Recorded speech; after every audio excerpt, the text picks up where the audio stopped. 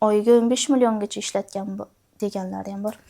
Bitta ayol bitta endi turmush o'rtoqlari bilan birga har oyda 15 milliongacha lecheniya olganman degan. Natijasi yo'q. Ko'ks artrozi. Natijasi yo'q degan edi. O'zimda masalan bitta inson bor. Aptekerlar ham ko'p. Aptekerlar ham ko'p o'zimda. Murod degani bormidi? Murod aka bor edi. Vodiy tomondan edi, apteker edi. Argondan zo'r natijaga erishdi. Aptekaga sotdi, shu bo'yicha qilamiz dedi. Ha dedim. Ko'ring dedim, aptekangizga topshirib ko'ringiz, sotib ko'ring desa, yo'q, lekin bizga aptekaga bilasizki, donaga oladi. 10 kun, 15 kun olay, natijasi bo'lsa keyin qolgan olaman dedi. Vrachlar aytmaydi, bir xilda yashiradi. Keyin bilasizku, masalan, oddiy xalq bilan vrachda farqi bor birinchi o'rinda.